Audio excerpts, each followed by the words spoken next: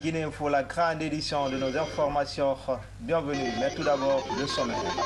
Que se passe-t-il au sein de la société de transport Conakry Express? La question est sur toutes les lèvres ce soir.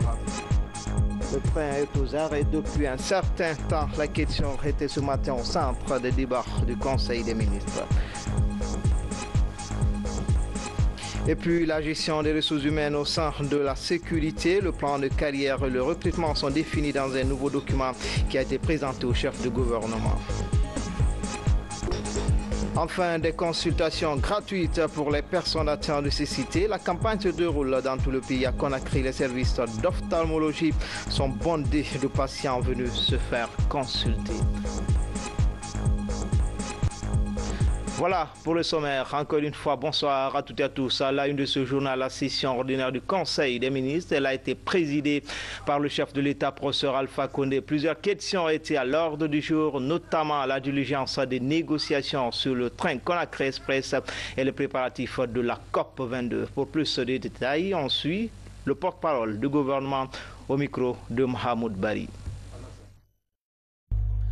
Le Conseil des ministres a tenu sa session ordinaire sous la haute présidence du chef de l'État, professeur Alpha Condé. 4 points étaient à l'ordre du jour. Le président de la République a demandé au gouvernement de diligenter les négociations avec la société chinoise exploitant le train Conakry Express en vue de la reprise du transport urbain.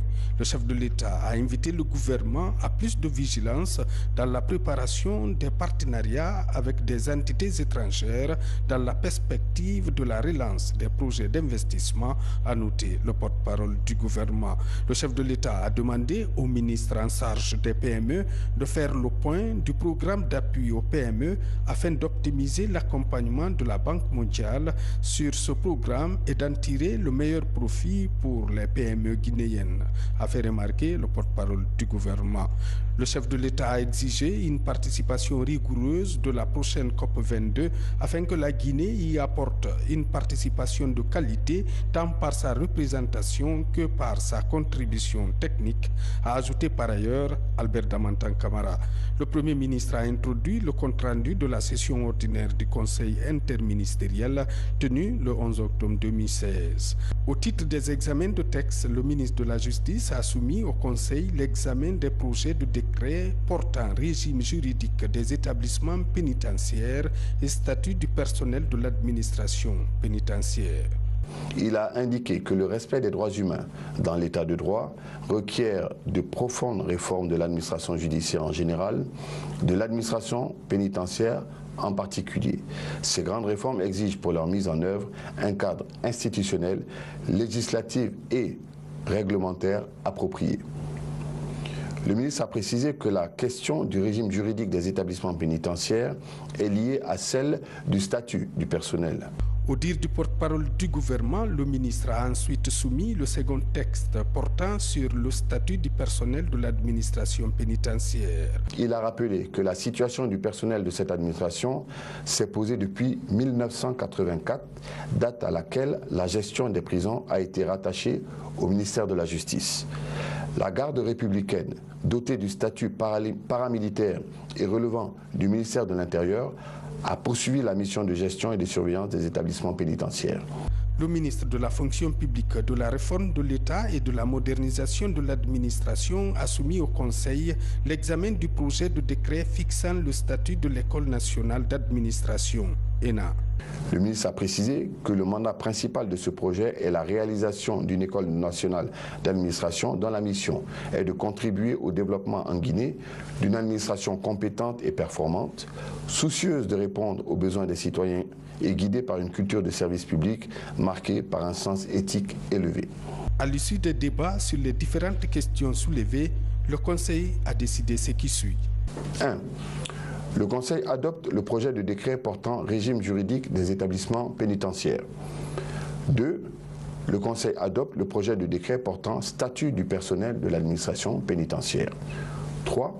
Le Conseil demande au ministre en charge de la fonction publique de soumettre le projet de décret portant statut de l'ENA à un comité interministériel pour la prise en compte des différentes observations. Le comité sera composé du ministre en charge de l'enseignement supérieur, du ministre en charge de la sécurité, du ministre d'État secrétaire général à la présidence de la République et du ministre en charge de la fonction publique.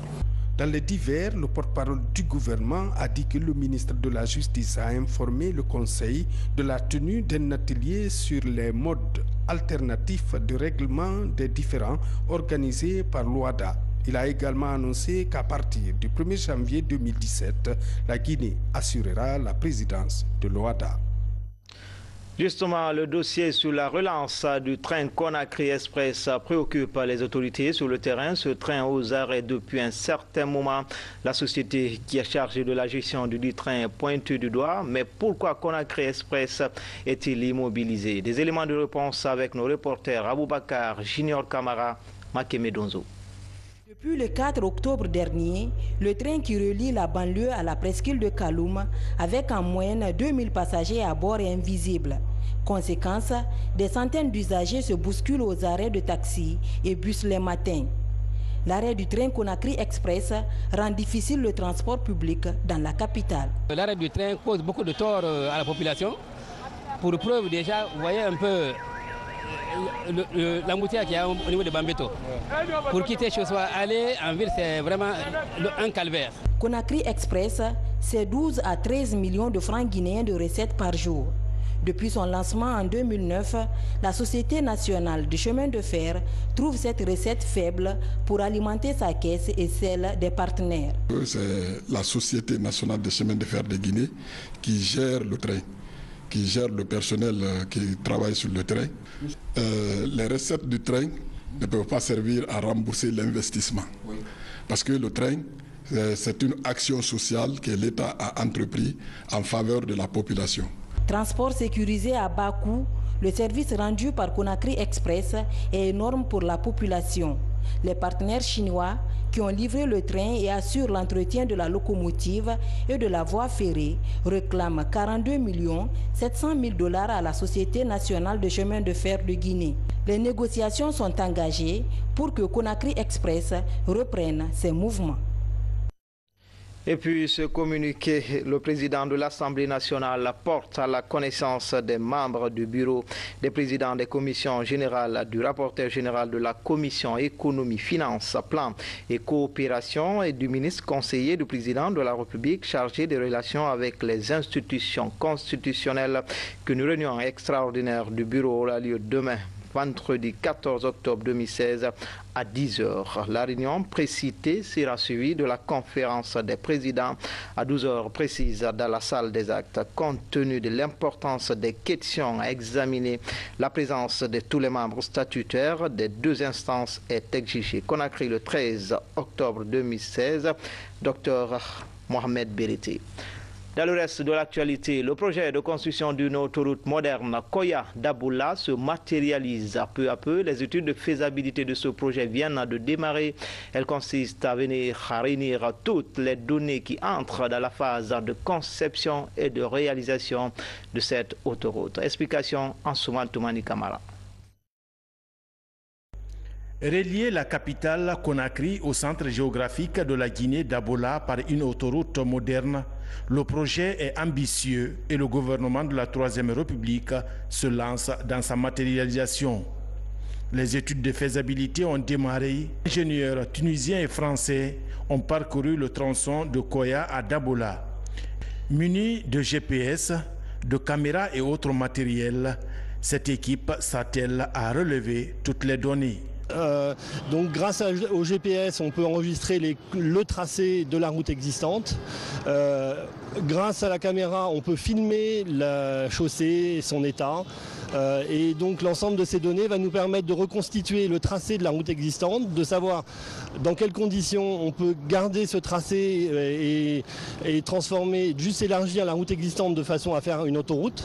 Et dans quel cas le tracé existant n'est pas compatible avec la réalisation d'une autoroute et auquel cas il faut rechercher des tracés neufs afin d'avoir de meilleures caractéristiques. Donc, ces études de faisabilité constituent la première étape qui va définir tous les éléments fondamentaux du projet de construction de l'autoroute Koya-Daboula. Si on veut parler de développement économique et social dans un pays, en l'occurrence, il faut développer l'infrastructure. Et donc, du coup, l'État a programmé la réalisation de cette autoroute-là. Et donc, dans ce cadre-là, en tant que groupement, nous avons un contrat avec l'État pour réaliser ce projet-là. Et ce projet, dans ce cadre-là, nous avons fait appel à un bureau d'études français pour commencer les études préliminaires. Et une fois nous avons choisi le tracé, et bien sûr ce sera le tracé le plus économique, le plus rentable, donc on va commencer à réaliser les différentes études d'exécution et bien sûr commencer la réalisation du projet. En ce moment, des équipes de techniciens sont déployées sur l'itinéraire du projet Koya Dabola. Elles recueillent des informations sur l'origine, la destination et le nombre de véhicules sur ce parcours. Et les résultats de ces études de faisabilité du projet de l'autoroute Koya Dabola sont attendus en fin novembre prochain.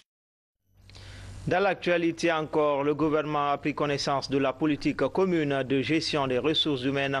Le secteur concerné, c'est la sécurité. Le plan de carrière des agents est défini dans un document. Il prend également en compte la gestion des recrutements. Hadi Kamara, Kabasouma, Ousmane Souma. C'est un document qui porte en filigrane la politique commune de gestion des ressources humaines dans le secteur de sécurité. Déjà adopté, ce document vise à professionnaliser la gestion des ressources humaines tout en définissant la création des moyens capables de maintenir la dynamique de la réforme engagée depuis 2010 par le professeur Alpha Condé. C'est bien son rôle d'orientation et d'impulsion qui a permis en si peu de temps d'atteindre des résultats que des pays devanciers de la Guinée dans le domaine de la RSS n'ont pu réaliser en 10 ans. Pour un pays comme la Guinée qui sort d'une longue période de transition, cet exploit est avant tout à mettre à son actif, à l'actif du gouvernement et de tous les acteurs nationaux, étatiques et non étatiques qui ont adhéré à cette réforme nationale, inclusive, participative et holistique. Car nous sommes particulièrement engagés dans l'appui à la réforme du secteur de sécurité, avec plusieurs projets en cours dans le domaine de la sécurité, pour un montant global de près de 25 millions d'euros, auquel il convient d'ajouter un vaste projet d'appui à la réforme de la justice de 20 millions d'euros et d'autres interventions comme à travers nos appuis aux finances publiques pour les douanes. Ce document, élaboré par les experts nationaux et étrangers, financé par l'Union européenne, met en exergue une plateforme qui tient compte de la formation, du recrutement et de la gestion des carrières du personnel évoluant dans le secteur de sécurité en Guinée. Le document de base qui matérialise cette innovation est le fruit d'une collaboration entre les ministères de la sécurité, protection civile, l'environnement, les eaux et forêts, le budget et celui de la fonction publique. Ce nouveau cadre définit un partage de rôles et de responsabilités par une délégation de compétences, une déconcentration entre le ministère de la fonction publique, gestionnaire attitré des ressources humaines de l'administration publique et ceux des départements concernés par la politique commune de gestion des ressources humaines du secteur de la sécurité. Dans la construction d'un état de droit, l'amélioration du fonctionnement du secteur de sécurité est un impératif. C'est pourquoi ici, le Premier ministre Mamadi Yula n'a pas tari d'éloges à l'endroit des artisans de ce document. Ce cadre normatif est un facteur important de lutte contre l'impunité. Il inclut le renforcement du cadre légal et réglementaire et le renforcement des mécanismes de gestion et de contrôle. Répondre à ces orientations stratégiques suppose que les ministères en charge de la sécurité disposent d'une organisation et de modes de fonctionnement en adéquation avec les objectifs fixés. La rénovation de la gestion des ressources humaines s'inscrit dans cette volonté d'améliorer le fonctionnement des institutions relevant du secteur de la sécurité.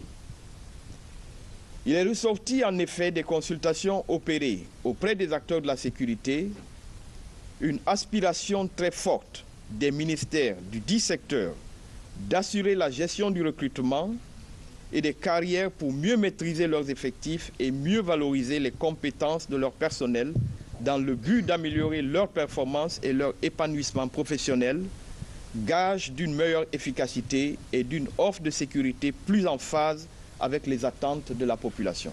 Selon les spécialistes, ce document va donner des fondements solides à la réforme du secteur de sécurité, surtout en matière de gestion des ressources humaines. En marge des assemblées annuelles du groupe de la Banque mondiale, certains ministres africains des Finances étaient face à la presse. Une manière de décliner leurs perspectives face au choc macroéconomique. La ministre guinéenne a expliqué les engagements du pays avec les institutions de Bretton Woods. Fatoumata Samora depuis Washington. Partie de cette transaction au niveau des ministres africains des Finances face à la presse.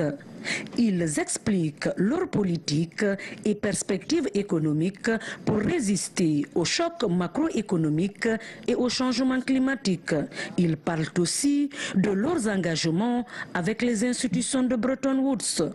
L'Afrique a toujours des perspectives positives, si tant est que nous promouvions de manière plus accélérée l'intégration régionale de notre pays, car c'est le seul salut pour nos pays. Les marchés sont réduits, il y a donc évidemment intérêt pour nous casser entre guillemets, je dirais, les frontières et avoir des marchés beaucoup plus conséquents pour qu'on puisse parler d'économie d'échelle et pour qu'on puisse parler vraiment de rentabilité. Dans la série questions-réponses, la ministre guinéenne de l'économie et des finances expose les méfaits de l'épidémie à virus Ebola et les conséquences de la conjoncture internationale sur l'économie du pays. Elle donne également les résultats escomptés par la Guinée dans son 8e programme de facilité élargie de crédit. Lorsqu'on considère notamment les initiatives de l'OMVS qui sont, je dirais, la construction d'un réseau de distribution vers le Sénégal ou aussi un réseau de distribution qui englobe le Libéria, la Sierra Leone jusqu'en Côte d'Ivoire et pour lequel la Guinée est un élément crucial. Au niveau également des routes, je crois qu'il y a également des efforts qui continuent à se faire. La croissance ralentit en Afrique. Ce ralentissement s'explique par le resserrement des conditions de financement, la chute des prix des matières premières et les effets du changement climatique. Dans le souci de s'adapter au nouvel environnement économique international, plusieurs pays africains procèdent au réajustement de leurs plans nationaux de développement. En plus bref et en image, avec la mise en place des centres d'alerte précoce et de riposte aux incidents informatiques lors de la rencontre de Conakry, les États africains s'engagent à lutter contre la cybercriminalité. Ils se sont convenus de mutualiser leurs efforts pour faire face à ce fléau. Nous y reviendrons dans nos prochaines éditions d'information. À noter également que notre capitale, Conakry, vient d'abriter une rencontre nationale sur le renforcement du climat des affaires. Plus de 200 professionnels de la justice ont échangé sur le mode alternatif de règlement des contentieux liés aux affaires. Et le secrétaire permanent de l'OADA a exprimé sa volonté de promouvoir la gestion des conflits à l'amiable. Explication, Kierno Younoussaba. 17 pays dont la Guinée ont en commun le droit OADA. L'Organisation pour l'harmonisation en Afrique du droit des affaires, comme on l'appelle, vise l'émergence du secteur privé dans les 17 pays membres de l'institution. Il s'agit de garantir l'activité des entreprises à travers une sécurité juridique adaptée. À Conakry, près de 200 acteurs de la justice sont en formation sur la nécessité de recourir à l'arbitrage, mais aussi sur les modes alternatifs de règlement des litiges liés aux affaires. Cette dernière méthode prévoit la gestion des affaires à l'amiable à travers une médiation. À côté de la justice étatique, nous avons une justice privée qui est animée par des juges privés qui sont choisis par les parties elles-mêmes par le biais de leurs conventions, de leurs contrats. Pour qu'en cas de litige, au lieu de se transporter devant les magistrats, devant les juges étatiques, ils vont aller devant les personnes qu'elles ont elles-mêmes choisies pour pouvoir trancher leur litige. L'arbitrage même dans le monde évolue beaucoup. Eh bien, notre droit aussi doit évoluer. En même temps, nous devons y ajouter la médiation commerciale. Même si nous sommes en voie de révision donc, de ces textes, eh bien, il est bon qu'ici en Guinée, les praticiens soient bien informés, les destinataires même de ce droit, les représentants des milieux d'affaires, des banques et autres, soient bien informés et sachent que cette possibilité existe et pourrait permettre d'aller beaucoup plus loin. L'arbitrage est un mécanisme extrajudiciaire. Il permet la résolution des contentieux en dehors du juge étatique. Aujourd'hui, cette méthode de résolution des litiges devenue très prisée dans le monde des affaires complète et renforce l'œuvre de la justice. En Guinée, les acteurs de la justice s'engagent à mieux vulgariser son application pour un climat favorable des affaires. Le climat des affaires, c'est aussi la confiance, c'est la sécurité juridique, c'est l'application sans réserve du droit communautaire, en l'occurrence, qui s'impose à tous les États membres de l'OADA, voire même au-delà des États. Alors, il y a quand même, tout à l'heure, le secrétaire permanent a parlé de la médiation commerciale. C'était un vœu émis par les chefs d'État en décembre 2013 à Ouagadougou, que le Conseil des ministres de l'OADA a repris en main pour que ça soit une réalité. Cette initiative du secrétariat permanent à travers la Commission nationale OADA-Guinée entend préparer les acteurs à tous les niveaux à mieux recevoir la présidence tournante de l'organisation prévue en janvier 2017. Et puis cette bonne nouvelle pour les acteurs de la filière mangue de la région de Kankan. La plateforme de conservation et de commercialisation de ce fruit sera bientôt opérationnelle. Le ministre du Commerce était récemment sur le chantier des infrastructures pour constater le niveau d'exécution des travaux. Marie-Angélique Bangoura. Voilà la future plateforme de conservation et de commercialisation de la mangue de Kankan. Elle est composée de 3 blocs. Un pour l'administration, un autre pour le conditionnement et le dernier abrite la conservation. Ici, 3 chambres froides sont disponibles pour une capacité de stockage estimée à près de 90 tonnes de mangue. Coût de réalisation des infrastructures, plus de 6 milliards de francs guinéens.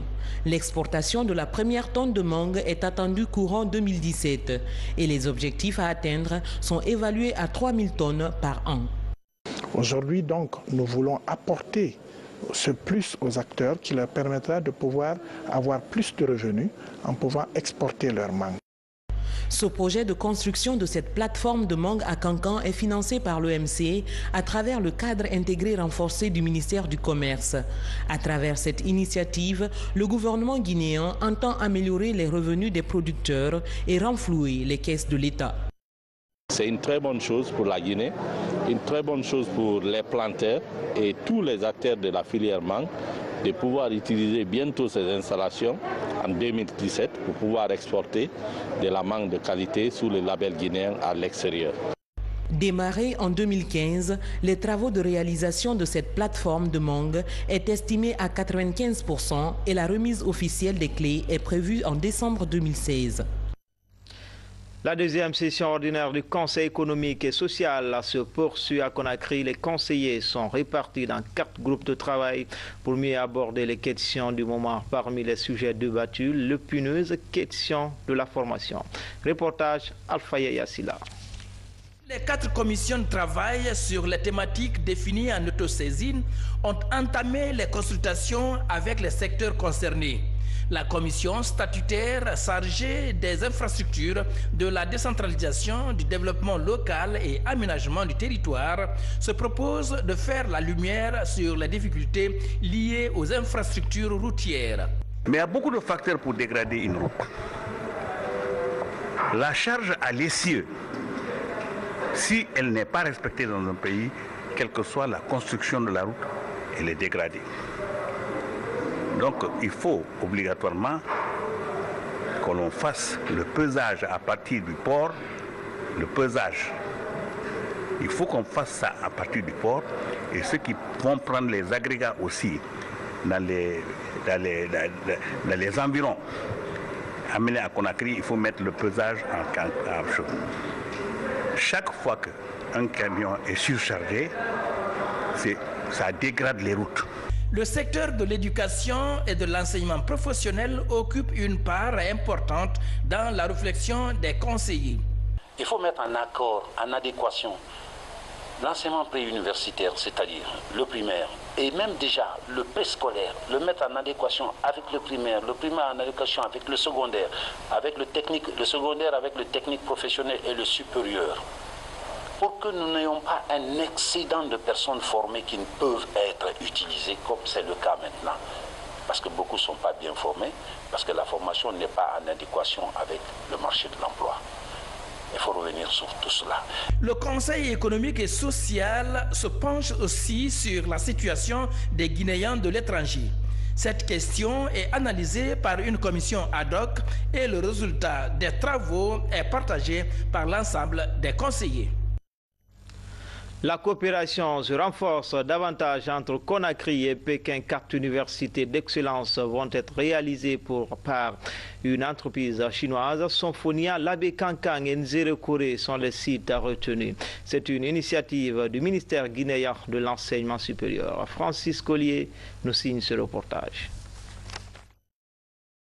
Construire 4 universités d'excellence, c'est l'ambition du gouvernement guinéen. Le projet met l'accent sur la qualité des infrastructures et équipements pour une formation universitaire de qualité. Le ministre de l'Enseignement supérieur et de la Recherche scientifique travaille sur le projet avec les partenaires chinois. Des bâtiments de R+3 et R+7 vont être réalisés à Symphonia, l'Abbé, Cancang et Nzérékoré. Des logements, des salles d'études, des infirmeries, des cantines et des aires de jeu sont prévus. La coopération entre la Guinée et la Chine, c'est très profonde. Donc, sous les instructions du ministère de l'enseignement supérieur, on a fait les designs pour 4 universités. Maintenant, c'est tout prêt. Dans l'étape suivante, c'est pour la réalisation de ce travail, c'est-à-dire la réhabilitation et construction des 4 universités. Pour le ministre de l'Enseignement supérieur, le projet est significatif. Il s'agit de la qualification des ressources humaines pour une Guinée émergente. Les équipes techniques sont déjà venues 3 fois sur le terrain. C'est dire à quel point ce projet est important pour les 2 parties. Donc nous avons eu des discussions sur le concept, sur le design, les aspects techniques. Et donc maintenant nous sommes à la phase de négociation commerciale et j'espère que nous allons aboutir à un résultat heureux pour les 2 parties. Ce projet de construction de 4 universités fait partie des points qui seront abordés à Pékin par le président de la République, professeur Alpha Condé, et son homologue chinois.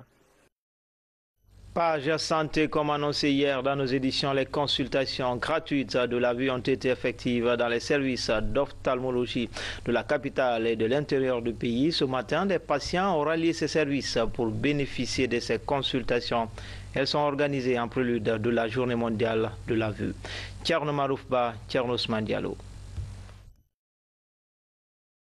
Au service d'ophtalmologie de l'hôpital Ignace Dine, Ibrahima Diallo vient à nouveau pour une consultation oculaire. Mais cette fois, contrairement au jour précédent, il ne paiera rien. Un ouf de soulagement pour ce sexagénaire qui entend pleinement tirer profit de cette consultation gratuite établie pour célébrer la journée mondiale dédiée à la vue. 2 semaines. Ça fait 2 semaines depuis que mes yeux me font mal. Ça devient rouge et ça pique. Mais depuis que j'ai commencé à fréquenter le service, ça commence à aller. Et aujourd'hui, je suis venu, j'ai rien payé pour la consultation. En cette journée, ils sont plus d'une 50aine à rallier ce service pour des consultations gratuites. Chaque patient a droit à une visite et à des produits distribués gratuitement par le Programme national de santé oculaire avec l'appui de l'OMS. Même enthousiasme pour les patients au centre communal médical Le Flamboyant, où l'affluence est plus intense. Pour cette journée, 150 patients ont été consultés gratuitement. C'est une très bonne chose parce que ce n'est pas tout le monde qui a les moyens de payer les consultations. S'il y a un jour dans la semaine où vous pouvez venir vous faire consulter sans payer, gratuitement, franchement, c'est une très bonne chose qu'il faut pérenniser. Nous avons vu et compris ceux qui ont des problèmes d'yeux. Comme cela a été annoncé la veille, ils se sont mobilisés pour venir consulter les spécialistes. Selon l'Organisation mondiale de la santé, on estime à 50 000 le nombre de malades atteints de cataracte en Guinée. À travers cette journée, le gouvernement guinéen et l'OMS entendent promouvoir la santé oculaire. Plusieurs campagnes sont prévues en vue d'éliminer la cécité avant 2020. L'objectif de Vision 2020, c'est d'arriver à éliminer la cécité aux abords de l'an 2020. Vous savez que c'est très proche. Et donc, la journée à 4 ans de cet objectif doit donner un coup d'accélération, un renforcement. La journée mondiale de la vue est consacrée chaque année au problème de la cécité dans le monde. En cette journée, les patients sont sensibilisés à la prévention et aux méthodes de traitement des maladies liées à la vue. Enfin, les travaux de construction du centre de santé amélioré de Marila avancent. Il est l'un des 10 centres hospitaliers offerts à 10 communes rurales du pays sur financement du budget national de développement. Le ministre de la Santé était récemment sur le site, sur les pas du ministre Solide Kera. Marila construit son centre de santé amélioré. Un projet entièrement financé par le budget national de développement. Sur le terrain, on estime à plus de 70% l'évolution des travaux. Techniquement, nous évoluons presque vers les 80% maintenant, parce qu'on a presque tous les matériaux avec nous dans les magasins. Il y a les carreaux, les WC sanitaires là. Marila est l'un des grands pôles de concentration humaine de la préfecture de Farana. La réalisation de ce centre de santé amélioré révèle la volonté du gouvernement d'améliorer l'accès des populations aux services de santé, notamment celles à faible revenu. Ici, le défi des autorités est d'intensifier la prise en charge de la mère et de l'enfant, l'une des priorités du président de la République. Je suis vraiment satisfait sur l'état d'avancement de ce chantier. Il y a 2 lots. Vous voyez, il y a le plateau technique, il y a le bâtiment d'hospitalisation. Et ce qui est intéressant sur le plan type de ces centres, c'est que nous avons inclus des habitations pour ceux qui sont censés gérer le centre et travailler dedans. La remise des clés aux autorités du lot 1 du chantier est prévue pour janvier prochain. Quant au lot 2, l'entrepreneur prévoit la fin du premier semestre 2017 pour rendre les clés. C'était tout pour ce soir au compte de Guinée Info. Grand a été le plaisir pour moi de vous servir. Demain, les infos, c'est avec Alia Kamara. Bonne suite de programme sur les antennes de la télévision nationale.